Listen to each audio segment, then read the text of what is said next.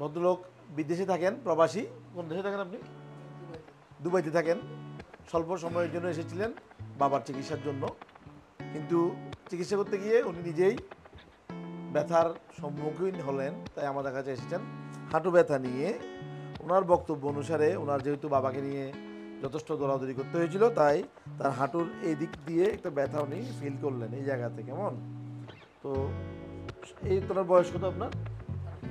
34। এই এত বয়সে, কম বয়সে আমরা অস্টিওআর্থ্রাইটিস সাধারণত এক্সপেক্ট করি না। তো ওনার ব্যথাটা যেহেতু বাইরের দিকে, আমরা চিন্তা করেছিলাম হয়তো এখানে যে ইলিওটিবিয়াল ব্যান্ড থাকে, ওভার হাঁটাহাঁটির কারণে ইলিওটিবিয়াল ব্যান্ড সিমটম চিন্তা করেছিলাম, তাই আমরা আলট্রাসোনোগ্রাফি করতে এনেছি। তো আমরা আলট্রা করে যেটা দেখলাম, আসলে ওনার ইলিওটিবিয়াল ব্যান্ডটা উঁচু হয়ে আছে, ফুলে আছে। এটা হলো এটা ব্যান্ড টেন্ডন, হ্যাঁ, কিন্তু আসলে সেটা ইনটেক্ট, ফুলে থাকলেও সেটা ইনটেক্ট।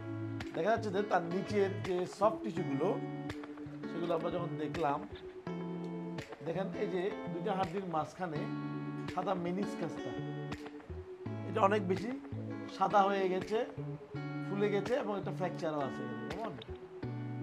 এটাকে মিডিয়াল মেনিসকাসটা আইটিপি থেকে ধাক্কা দিয়ে ফুলিয়ে দিয়েছে, এবং উনি হাঁটতে গেলে এটা এখানে ফ্রিকশন হচ্ছে, ব্যথাটা বাড়ছে, তাই উনি বুঝতে পারছেন না। সেটা ওনার বক্তব্য হলো হাঁটু ভাঁজ করে থাকলেই ওনাকে সোজা করে দিতে হচ্ছে, এটা ওনার এখন ওনার প্রবলেম, নামাজ পড়তে পারছেন না।